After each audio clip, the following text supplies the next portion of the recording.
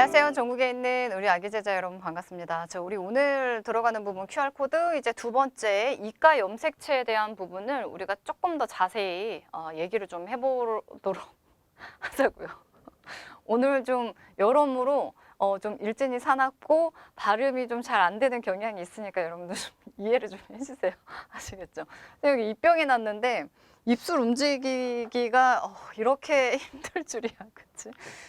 자, 우선은 이가 염색체라고 하는 염색체는 평상시에 우리가 항상 볼 수 있는 염색체는 아닙니다. 그럼 언제 우리가 이가 염색체에 대한 부분을 다루게 되느냐라고 묻는다면 이제 감수분열 파트로 들어가게 되면서 이가 염색체가 그때 이제 등장을 하게 될 거예요.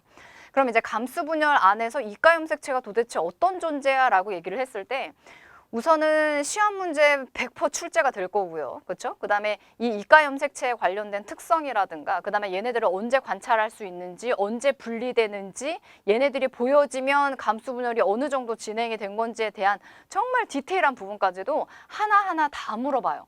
그래서 우리가 이가 염색체를 자세히 파고 들어갈 수밖에 없는데 이 이가 염색체 같은 경우에는 그림으로 표현을 한다라고 하면 자, 보세요. 지금 요 그림 이게 1번이라고 가정을 해봅시다. 1번 염색체예요. 여하튼간 번호는 1번인 거고 지금 두 마리가 짝꿍이잖아요. 그쵸? 짝꿍이 존재하기 때문에 우리가 상동염색체라고 표현할 수 있는데 그쵸? 근데 얘네들이 지금 어떤 식으로 나중에 바뀌게 될 거냐면 감수분열이 진행이 될 때 이런 식으로 바뀌어요. 얘하고 얘의 차이점이 뭐냐라고 묻는다면 지금 얘는 동원체가 떨어져 있고요. 얘는 동원체가 붙어 있을 겁니다. 되니? 그러면 얘도 상동염색체 오케이 맞아. 얘도 상동염색체 맞아요. 응? 그러니까 얘는 핵상으로 표현할 때 EN이라고 얘기할 수 있고 EN이라고 얘기할 수 있고 얘도 상동염색체고 얘도 상동염색체라고요. 근데 다만 떨어져 있냐 붙어 있냐 그냥 그 차이라고. 네? 그래서 이렇게 붙어 있는 경우 좀 특이하잖아요. 이 아이들한테 우리가 닉네임을 붙여줬으니 그걸 우리가 뭐라고 얘기한다. 이가 염색체다 이렇게 표현을 하는 거예요. 평상시에는 못 봐요. 언제만 볼 수 있냐? 감수분열 할 때만 우리가 볼 수 있는 아주 특별한 염색체예요. 시험 문제에 나오는. 오케이? 그래서 여기 지금 보면은 이가 염색체에 대한 정의를 써준다라고 했을 때 상동염색체의 접합이다 이렇게 써줄 수 있고요. 붙었다는 얘기입니다. 그 다음에 핵상으로 표현하면 얘네들이 EN으로 표시할 수 있기 때문에 학생들이 그런 질문을 정말 많이 해요. 선생님 이가 염색체는 그래서 뭐 결국 상동염색체라는 얘기예요? 아니라는 얘기예요? 이가 염색체 그림이 나왔는데 시험 문제상에서 상동염색체라고 얘기하던데 이거 틀린 말 아닌가요? 이렇게 질문 많이 하던데 상동염색체의 일부예요. 오케이? 그러니까 EN이잖아요. 그럼 상동염색체라고 얘기할 수 있는 거예요. 그럼 여기서 너희들이 의문이 드는 부분이 있어야 돼. 아니 그냥 상동염색체 이것도 상동염색체고 얘도 상동이잖아. 그치? 그냥 이 형태로 세포 분열을 할 수는 없었던 거야? 왜 감수 분열할 때만 이렇게 두 마리가 붙어버리지? 왜 그러는 거지? 그거를 너희들이 한번 고민해 볼 필요가 있는데 사실 지금 설명해 드릴 부분은 너희들이 시험 문제 나오는 내용은 아니지만 들어서 나쁠 건 없으니까. 우리가 이제 감수 분열을 진행한다라고 했을 때 결국에는 이 상동염색체의 접합, 이가 염색체가 1분열 전기에 생성이 될 거고요. 그 다음에 얘네들이 중앙에 배열이 됨과 동시에 이제 중심립이라고 하는 공간에서 방추사가 뻗어져서 나올 거예요. 그러니까 이걸 그림을 좀 살짝 그려본다라고 하면 이 상동염색체의 접합, 이가 염색체 이렇게 있죠. 그리고 양쪽에 반창고 모양처럼 생긴 선생님 내신 특강에서 반창고 모양으로 그림을 그려드렸는데 여기에서 이제 실 형태의 방추사라고 하는 요 아이가 이제 뻗어져서 나올 거예요. 이 방추사라고 하는 실이 뻗어져서 나와서 정확하게 어디에 꽂혀야 되냐면 동원체에 꽂혀야 돼요.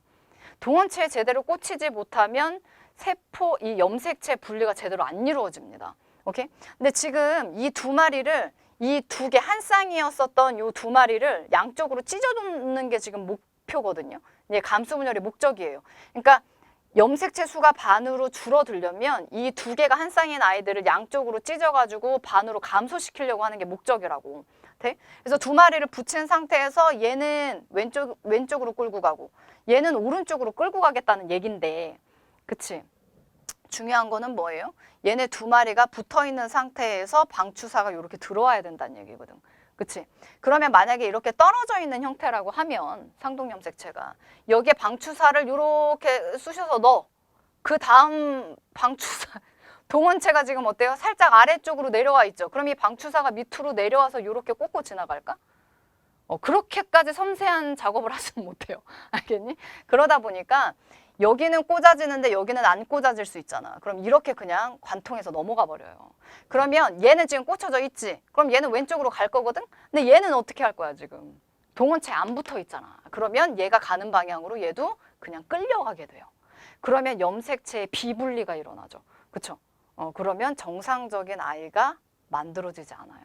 네? 그래서 염색체 비분리로 들어가는 부분은 나중에 여러분들 고등학교 올라가시게 되면 네, 생명과학 원에서 공부를 할 기회가 있을 겁니다. 아시겠죠? 그래서 결국에는 이가 염색체를 만들어야 되는 이유가 뭐냐? 방추사를 한 큐에 넣기 위해서 동원체가 붙어있는 이가 염색체가 필요하다.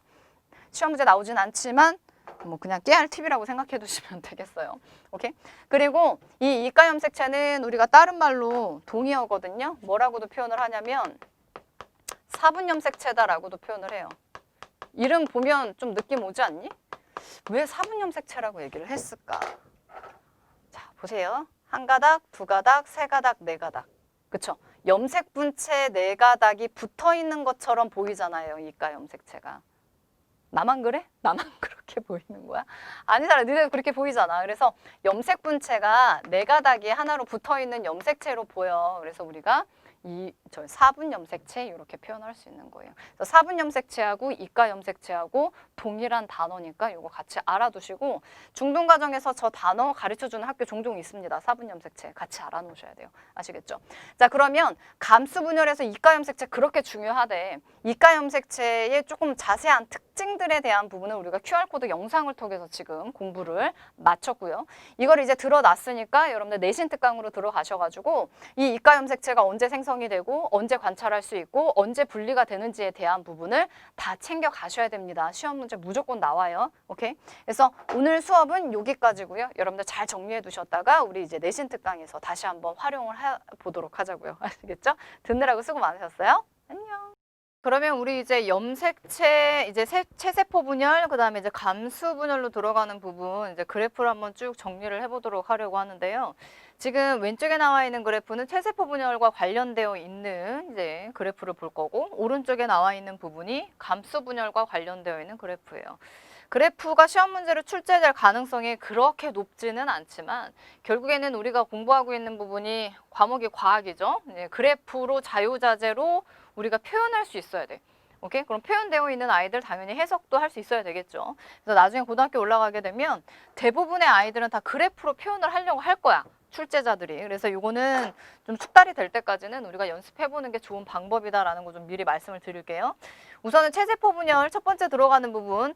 X축은 무조건 다 시간이에요. 기간. 오케이? T가 들어가게 될 건데 그냥 생략시킨 거니까 이거는 알아서 참고해서 들으시고 Y축에 들어가야 되는 단어들이 중요하거든요. 그래서 첫 번째 들어가는 그래프는 염색체 수를 선생님이 이제 Y축에다가 두 번째는 DNA 상대량이에요. 되니? 그래서 지금 염색체 수에 대한 부분은 우리가 본다라고 얘기했을 때 수라고 다 써드릴게요. 지금 체세포 분열이잖아요. 체세포 분열은 염색체 수 변화가 없어요. 잘 알다시피 여러분들이. 그래서 이거는 그래프가 이렇게 일정하게 갈 거예요. 그렇죠? 그 다음에 감수 분열 같은 경우에는 염색체 수가 반감한다라는 걸 우리가 알고 있잖아요. 그렇죠? 그래서 중간에 이렇게 가다가 갑자기 중간에 한번 뚝 떨어지는 구간이 생길 거야.